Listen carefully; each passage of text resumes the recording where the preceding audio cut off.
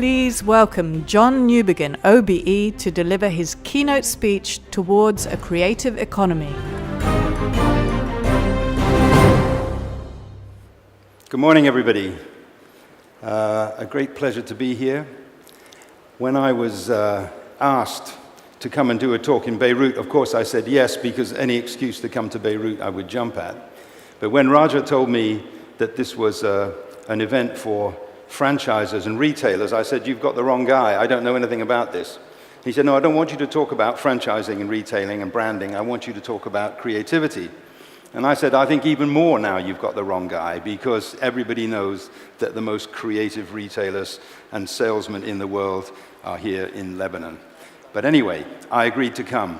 And on a personal note, one of the reasons I came is because I love coming to this city. In fact, the first time I came to Beirut was almost exactly 60 years ago as a little kid. It was a much smaller city then. It felt quite provincial in terms of where it is today. But I'd grown up in a small town in South India, and I can tell you, arriving in Beirut in 1958, I thought I'd come to paradise. You could buy things like Coca-Cola that weren't even heard of in India. So I'm very, very happy to be here.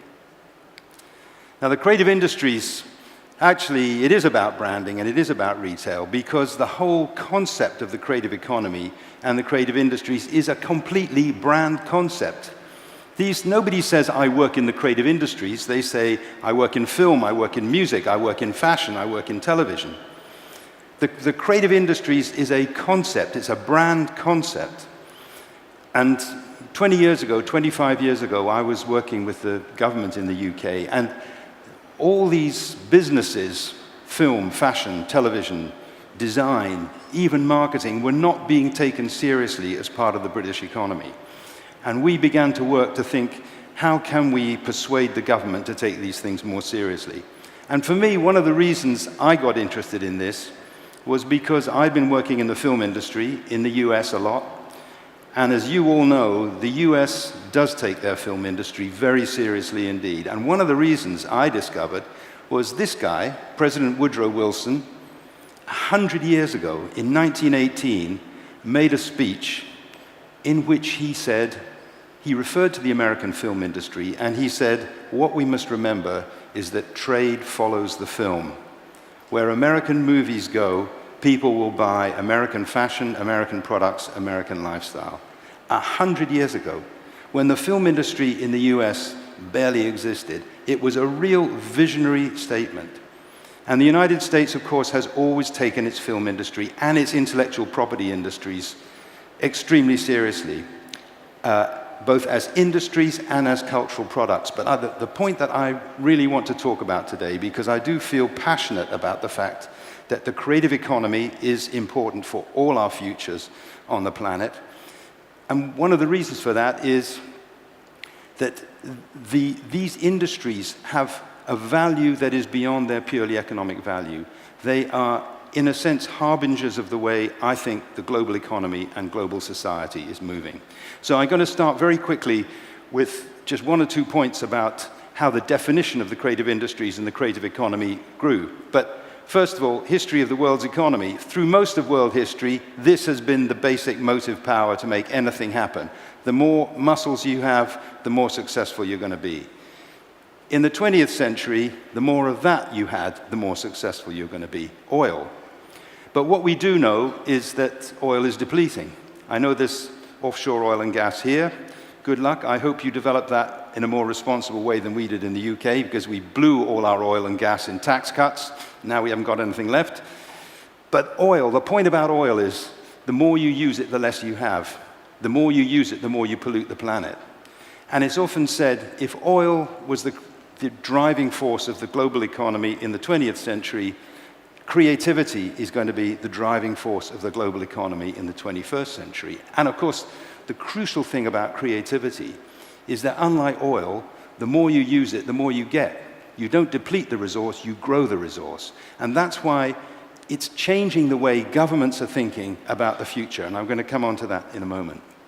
But when we started in the UK, we wanted to have a definition which looked at intellectual property as a key driver for the creative industries. What was the thing that distinguished this sector from any other part of the economy? It was because it was based on individual creativity and talent, and because it generated intellectual property.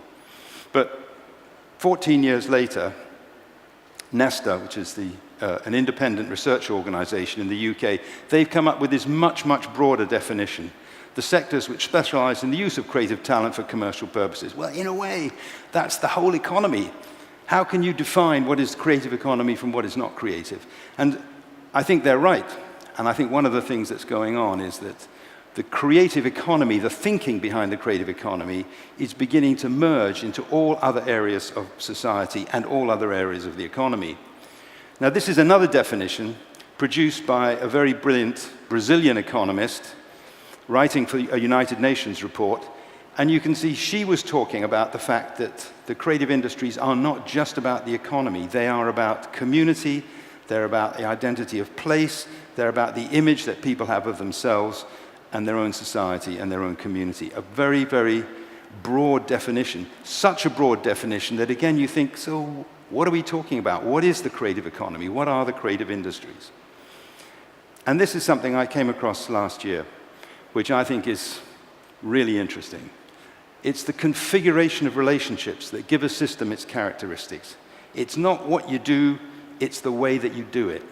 And I think the really important thing about the creative industries and the creative economy that it fuels is it is changing the way in which we do things in a very fundamental way.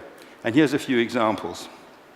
We still think of investment, capital investment, as very largely tangibles, buildings, machinery, goods.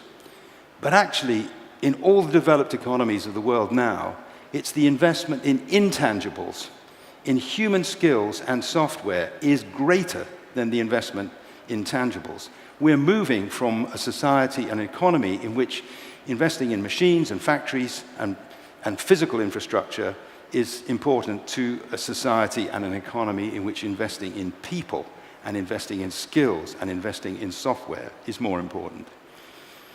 The old model, the 20th century model, mass production is beautiful. The new model, niche production, it's small is clever. There's a lot of things that spin out of that. If you think now, even a car factory, which is the classic example of mass production, is now focusing on producing each car as an individual statement. You order your car. I live in Oxford, outside London, and we have the Mini factory just on the other side of the hill from my house.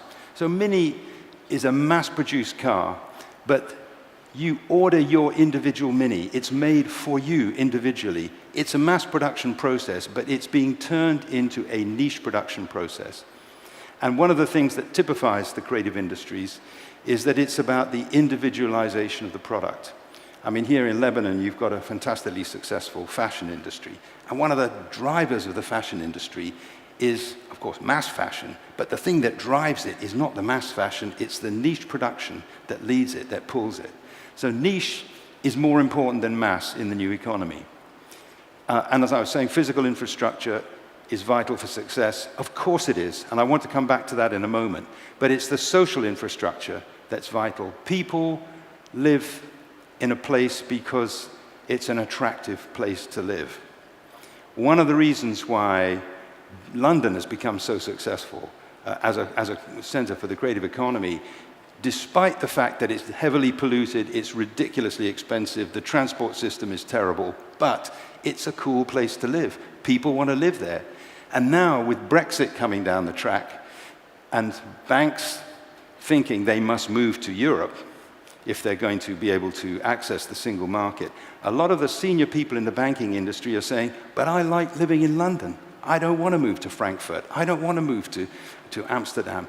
They like the quality of life in London. So place is important. Social infrastructure is crucial. And we were hearing in the earlier panel that that's clearly one of the kind of selling points here in Beirut, that this is an attractive city. People want to come here. And that's an important part of the economy as well as of society. Again, in the old model, failure is expensive.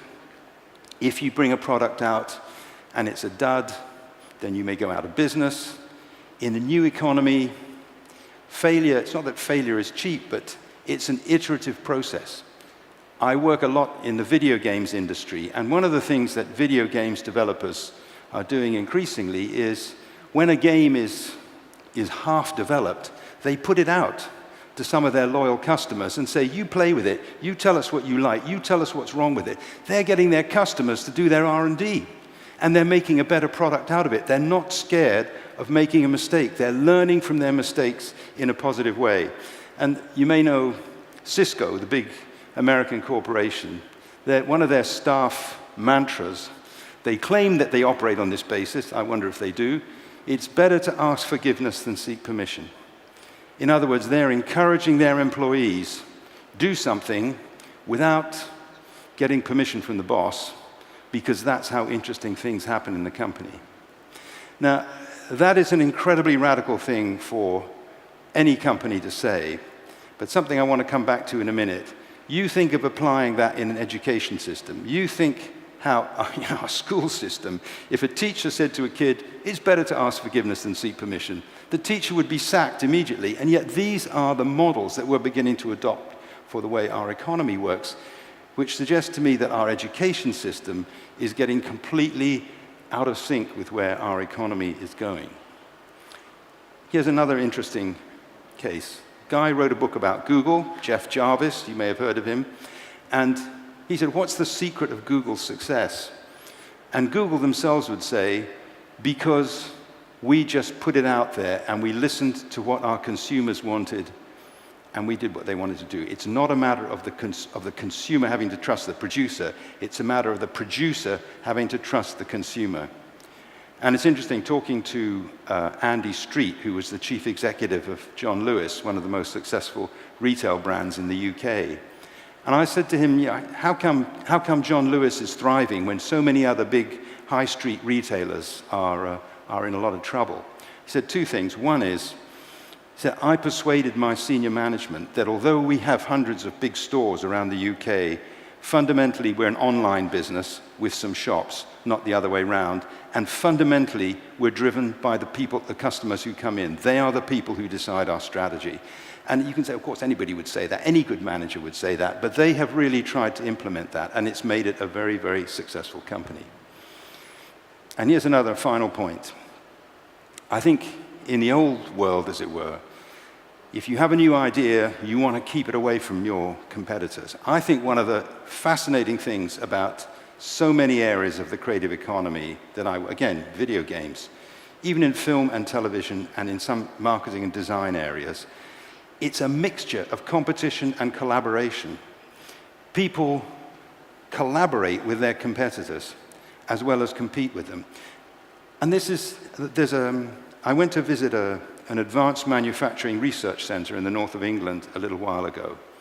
It's owned by a university. It's doing very, very high-end materials technology research. And there are guys there from Boeing, from Airbus, from British Aerospace, from Doughty. And I said, I thought you people were all in competition with each other. Well, we are in competition with each other, but it's becoming so expensive to develop the technology now, we collaborate.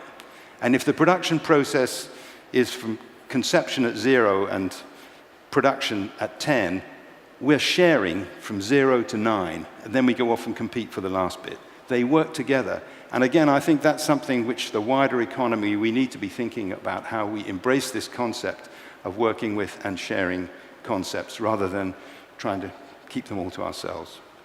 So, very briefly, in the UK, having persuaded the government to do an analysis of the creative industries, with a great deal of skepticism, they discover that the creative industries are worth much more than they thought they were. When we repeated a data exercise 2 years, we did the first one in 1998, we did the second one in 2000, what we then discovered was that the industries we defined as creative were growing twice as fast as the rest of the UK economy. And they've continued to grow twice as fast every year for the last 20 years, despite the crash of 2008, despite all the terrible times that the global economy has been through. This sector has carried on growing. There's a United Nations report which is going to be out in a couple of weeks' time. The estimate is that globally, the creative sector is growing at 7% a year. It's a consistent area of growth. And because of that, we've finally been able to persuade the government to think about taking it seriously. And now in the UK, what nobody in government knew before, not only is it growing twice as fast, but the creative industries, as we have defined them, employ more people and generate more value added for the economy than the car industry, the aerospace industry, and the life science industry put together. Now, governments always like to talk about cars and aerospace and life sciences. They feel safe. They're nervous about dealing with creativity. It's very difficult to engage governments in thinking about creativity is disruptive.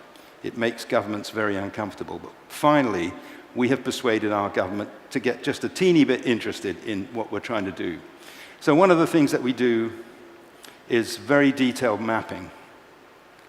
And one of the things that we've done is overlay informal networks of technologists with informal networks of creative artists and looking where they overlap, where are the areas of high growth, where are the areas of concentration. And I put that up only to show you that it's only by doing that kind of analysis that we began to realize quite how important a part of our economy this is. You don't know what you don't know. It's back to this thing of the creative economy as a brand concept. We didn't realize the value of the brand. And now we've created the brand, we're able to grow it. But the brand came almost before the understanding. And here's a little story. This is an old custard factory in Birmingham. Only in England would anybody make custard on such a huge scale that they need a factory that size to make it. But it was derelict. It had been derelict for about 20 years. The property developer, a big property developer in Birmingham, was seeking permission from the city authority to build some apartment buildings. And the city said, you can have the apartment building site, but you must buy this factory for £1 and turn it into something successful. That was the social obligation they put on him. This was a terrible part of Birmingham. It was a red light district, it was street prostitution, drugs, it was derelict buildings. 20 years later, this is now the thriving social and cultural hub of this part of Birmingham, full of hundreds of little businesses all working together, sharing space. Doesn't look very good, it's been done quite cheaply, but it's a classic example of how these small businesses not only have economic impact, they have real social impact.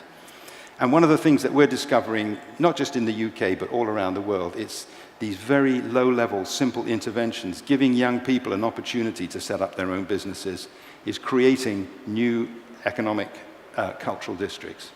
And finally, we've been able to persuade the government to think about being more strategic about this area, thinking about fiscal incentives, training incentives, and so on. So we've discovered in the UK that this sector is important, but I just want to make 3 or 4 points about why I think the creative economy is genuinely important for all our futures. And here's one. The polar bear is in trouble because of ice receding, but we're also in trouble because we know that climate change is not just something that's going to happen in the future, it's a reality now. We cannot go on with the models of resource use and waste generation that we are currently expecting to be the norms of our lives. It's not possible that we won't destroy the planet, we'll destroy ourselves. So thinking creatively about how we sort these problems, using all the skills that we have as creative human beings, is even more important than it's ever been before.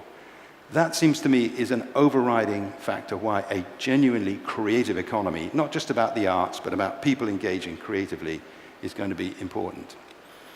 Now here's another issue. You all know what an iPhone looks like.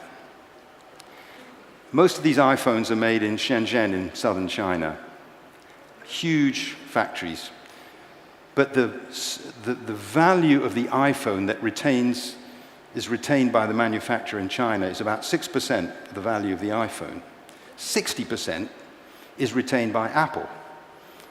They don't do anything, but they designed the iPhone. Who designed the iPhone? A guy called Jonathan Ive. Who's Jonathan Ive? He's an arts graduate from the Royal College of Art in London.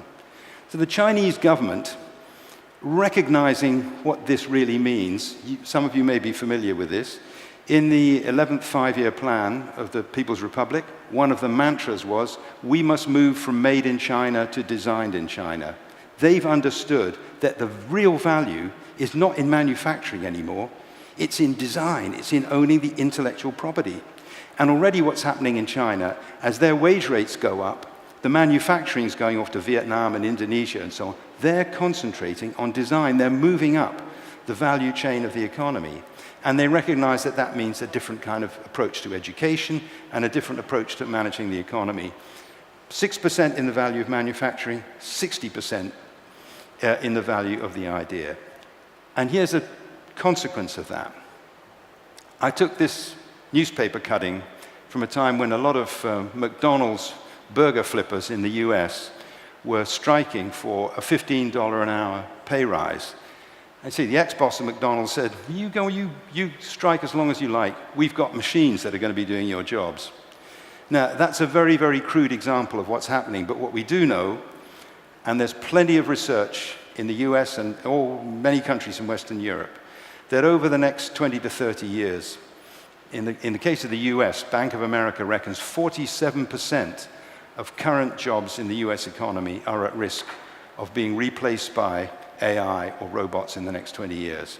If Google and Tesla and the others are experimenting with driverless cars, if driverless cars became a reality, God knows when that's going to happen, but if it did, how many hundreds of millions of people around the world are out of work?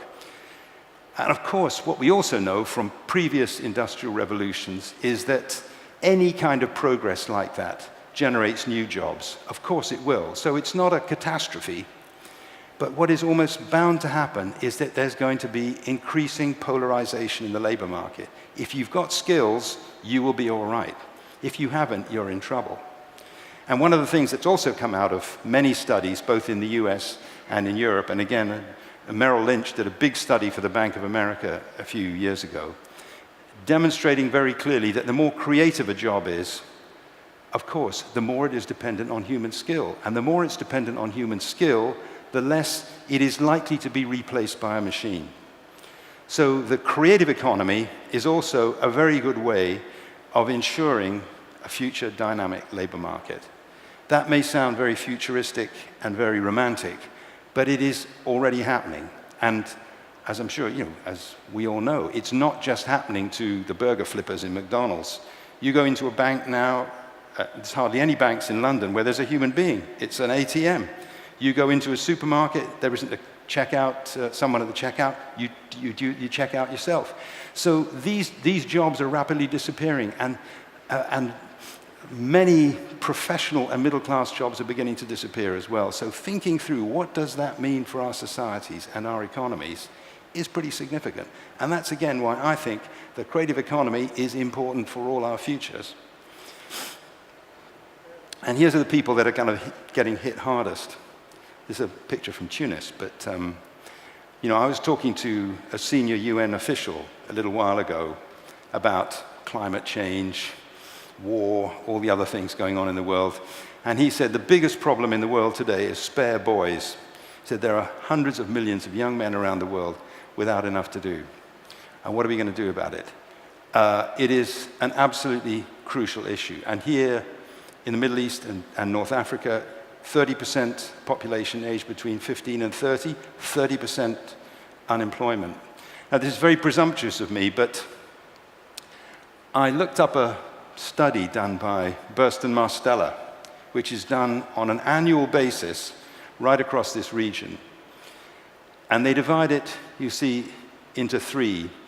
The Gulf Cooperation Council, which is the Gulf states, North Africa, and that's obviously Egypt, Libya, Tunisia, Morocco, Algeria, Levant, and Yemen. Now, this is a rather odd collection. Unfortunately, you've been dumped in with Yemen, but it's Lebanon, Jordan, Iraq, Yemen. I thought that was an interesting slide. It's unsurprising because young people everywhere in the world think the government isn't doing enough for them. But those are pretty stark figures. And they are a wake-up call because that doesn't just apply in this region, it applies almost anywhere in the world. And this is an even more interesting slide because you can see in the Gulf states, most kids are pretty happy with what they think their education system is doing for them. In the rest of this part of the world, that is less clear.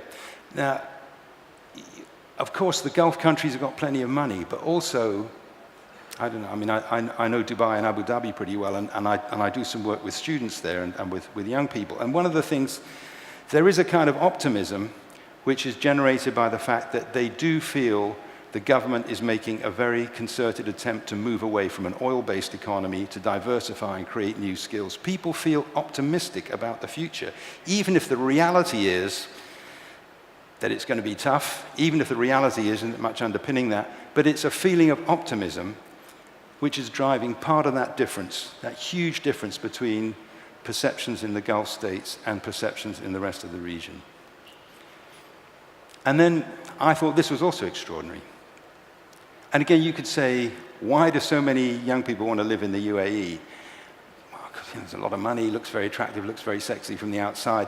But when you drill into these figures more, a lot of it is about the fact that there is a feeling of optimism, that there's a prospect of a diversity of jobs, a different kind of jobs, different possibilities of engaging. And I thought that that was, again, something of real interest. And then the two slides go together. For people, their sense of identity about being in the Arab world is clearly massively strong. But look at this next slide. Most Arab young people now use English more than Arabic in their daily life. I thought that was extraordinary. It may not be extraordinary to you, but certainly, and when you think about all the range of countries that's being talked about in this study, I think it is extraordinary, and it demonstrates that whatever else is going on, there is a huge cohort of young people who have the ability to engage in the wider world. Whatever you think about English being the kind of dominant language in the world at the moment, may not last for very long, but it means that a large number of people have the ability to get involved in the world in a wider way.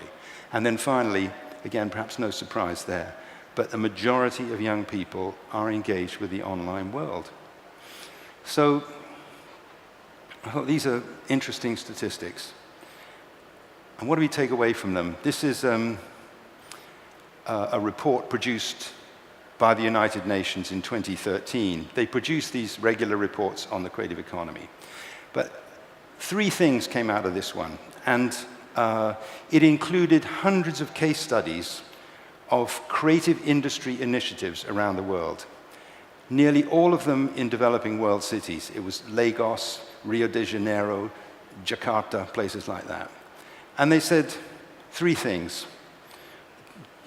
came out most strongly in the report for the UN authors. Number one, the creative goods and services as a part of the economy is growing fast in every region of the world. This is not just about North America, Northwest Europe, a few other corners of the world.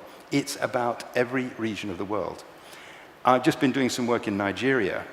Lagos, 17 million people, complete crazy anarchy. But their creative industries are really taking off. And they are passionate about it, and a large number of young people are working in this area. And the potential for growing these sectors in Latin America and in Africa is absolutely massive and only just beginning to be realized. So the first thing they said, this is happening absolutely all around the world. Second thing, you cannot disentangle cultural activity from economic activity. You cannot disentangle the feel and nature of a place from what goes on in it. So I come back again to the discussion just before I was talking. One of the great things about Beirut is this fantastic image of, Lebanese food. Everybody knows about Lebanese food. Lebanese fashion. Everybody knows about Lebanese fashion. Beirut is a cool city to be in. These things are hugely important, and they are as important for the economy as they are for the society and the culture. But the third thing they said in this report was that they looked at hundreds of initiatives, some at city scale, some at neighborhood level, some at national level. And they said the interventions that have been most successful are the ones that do not start by looking at an area's needs, but looking at its assets and capabilities. In other words, not looking at what's wrong with it, but what's right with it. I went to a talk by a guy called Rankin, who's a very famous fashion photographer. Some of you may have heard of him. He was asked by a UK NGO to go and take some pictures for them in Congo. And he went to Goma in eastern Congo, where there's this huge, sprawling refugee camps. And he said to me he was photographing misery, because he thought that's what he'd been sent there to photograph. But people were coming up to him and saying, when you finished, would you come to my tent, my shed, my shack, and take a couple of pictures? And the pictures he was being asked to take were about newborn babies, about kids coming back from school with a little certificate, whatever. And he thought, what am I doing here? I'm focusing on what's wrong with the place, and these people are focusing on what's right with the place, however desperate their situation. He came back to the UK, he bought 400 cheap cameras, he went back to Goma, he handed the cameras around to people and said, take whatever pictures you want, bring them all back to me, and we'll put together a photographic exhibition. And it's a fantastically powerful, positive exhibition. And he said, what a powerful lesson that had been for him, that people are much more interested in what they can get right in their lives than what they can get wrong in their lives. So that thing of assets and capabilities, not needs. So I wanted to finish with half a dozen sort of mantras, if you like, that I think are useful in thinking about how we can collectively do things around this fact that we need to be thinking about the creative economy. I don't know if you know Yo-Yo Ma. He's a Chinese-American cellist, a very brilliant musician who has pulled together a completely international orchestra of music from around the world. And there was a documentary made by HBO, which I was watching the other day. And this line, creativity happens where cultures overlap. And knowing I was coming to Beirut, I thought, wow, that absolutely applies in this part of the world. Creativity happens where cultures overlap. This is a place where cultures overlap. And one of the things that all the kind of academic analysis of creative industries in the UK has demonstrated is that, well, one of the slogans that some academics came up with, diversity is more important than ability. Having a number of different perspectives on the issues that we're addressing is as important as having the kind of traditional expert. So I thought that was a great thing to be, that's an asset and capability. It's an asset and capability for this city and many other cities around the world. Creativity happens where cultures overlap. And to embrace that is a very, very powerful force for progress and change. Now this guy Parag Khanna, an Indian, educated in Singapore, lives in Dubai. He is the world's greatest evangelist for globalization. I mean, he's off the scale, he's so enthusiastic about globalization. One of his lines is that the way we draw maps of the world, we still put in the boundaries between nations as the important lines on the map. He said these lines are becoming increasingly irrelevant. The only lines on the map that really matter are energy grids, power grids, oil pipelines, and city centers. And he's saying more than 50% of the world's population now live in cities. The city is becoming the driving force of economic change. And of course we know that to be true. It's an obvious thing to say. But I was doing something in Astana, the capital of Kazakhstan, just before Christmas. And the mayor of Astana is a really terrific guy. And we were talking about this, the importance of cities. And he said, I talk every week to the mayor of Singapore and the mayor of Abu Dhabi. This guy living in the middle of Kazakhstan. He said, I said, well, what about talking to your president? Oh, I talk to the president sometimes, but I get more from talking to other city mayors around the world. Okay? We started a thing based in London. I do a lot of work with the mayor of London, and we started a thing called the World Cities Culture Forum. We've now got about 30 cities all around the world. And it's city to city talking to each other. It's the cities that can learn from each other, the city administrations that can make things happen. And I thought it was very interesting that this guy, Parag Khanna, he's saying, you cannot have a successful country without having a stable city. And I'll come back to that because here's another quote from the same book. Bringing better supply chains to people is the only way to prevent them from being exploited by worse ones. And he tells a story in the book. A group of women in Vietnam who are traditional bamboo basket makers. And a Chinese factory opened up, industrialized the process. They were all thrown out of work, nothing going on. All the young people left. Huge increase in prostitution in those communities. Gucci came along and said, well, maybe we could make some very, very high-end niche bamboo fabrics using the traditional skills that these women have. And they've created a niche business in those same communities, which now provide a very, very satisfactory income from a large number of women. His point was, if people haven't got anything better to do, they are forced to earn their living through prostitution or other kinds of illegal, informal, unproductive, unuseful activity. If they have something better, they will go for it. There's another little story. I'm involved in a project in Kenya where there's a lot of honey farmers in Kenya, but Kenya imports honey because most of the stuff that the local honey farmers produce is of such poor quality. So one of the aid organizations said, the way we can address this is not by giving money to the honey farmers, but by looking at where there are the gaps in the supply chain, fixing the supply chain, and then their businesses will do better. So it's a completely different model of development. It's saying, look at what's going wrong with the supply chain, get that right, and you can make things happen in a more successful way. So bringing better supply chains to people is the only way to prevent them from being exploited by worse ones. And a third story, I do some work with a university in Bangalore in India, and they've developed a network of village artisans who are traditional craft workers, leather workers, brass workers, woodworkers, and so on. These are communities that feel themselves to be under threat. And Modi's government in India is driving for more high-tech businesses.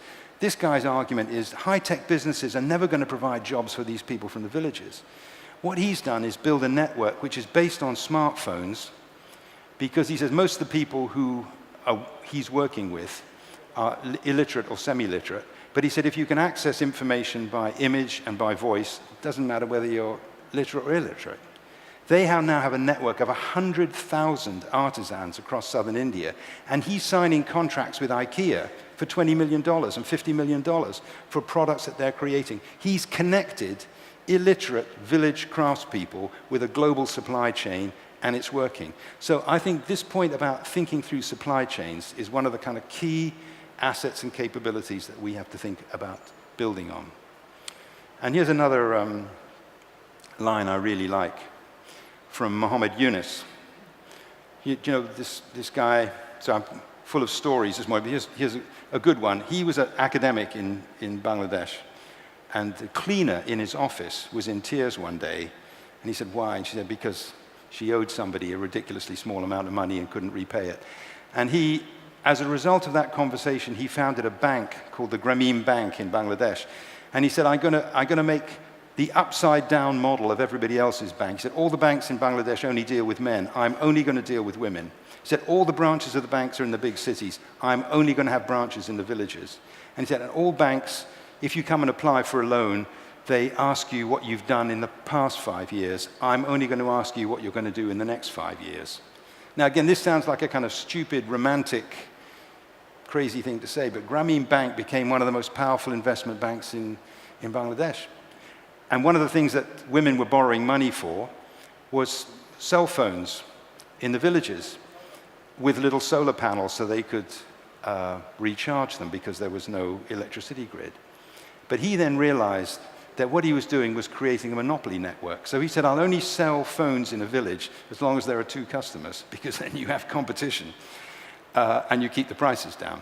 So he's created a whole new kind of economic model. That, to me, is real creative thinking. And here's a quote from a group of professionals who ran what was called the Innovation Unit in our Department for Education in the UK. And they've set themselves up as an independent body, Extraordinary Education. This is their mission statement, if you like. And I thought it's interesting because our education systems, certainly our education system in the UK, we're in the danger of squeezing creativity out of it altogether. The focus is on technical skills, on mathematics, on exams, on tests. Don't know how it works here, but almost wherever I go in the world, I was in Sao Paulo in Brazil recently talking to a group of businessmen. At the end they say, you know, our kids are going to these schools where they're not learning anything about their own creativity or about arts. It's all about science and technology. That, of course, that's essential. That's absolutely vital. But actually, the world that we're living in, it's the marriage of arts and creativity with science and technology. And it's also giving kids the ability to think about not just taking jobs, but making jobs. It's a very, very different entrepreneurial idea. And those are the things which I think are going to be key for success in the future. So I finish up with this quote from an economist, quite a hardline economist. She wrote a book about GDP, gross domestic product. I won't read it out, but you can see the basic message that she's saying is we're moving into an economy where increasingly manufacturing and low-skilled jobs are going to be mechanized. Of course, that's happening faster in some parts of the world than in other parts of the world, but it is coming, and it's happening much, much quicker than many of us are prepared for. What humans are good at is wasting time, playing, experimenting, creating, and exploring. None of these activities fare well, but they're also the foundations of long-term growth. We have to be thinking about developing an education system and an education culture in which more young people and all of us are thinking much more actively about how we can bring really innovative, different solutions to the problems that we face. Now, you all are running a very, very successful franchising and retailing operations. I can absolutely see that. I think this thing about supply chains, building supply chains that help economies to work in the future is going to be absolutely crucial. So ways in which your sector engages with this will obviously be interesting to see in Lebanon. But my point is, these changes are happening all around the world, and they're happening very quickly. And that's why the creative economy is important for all our futures. And I think thinking about it actively, thinking about how we engage our kids with it, thinking about how we build powerful businesses that also contribute to the well-being of our communities, the brand identity of our communities, all these things, which have always been important, are going to become much more important in the future than they have been in the past. So thank you very much, and that's my little...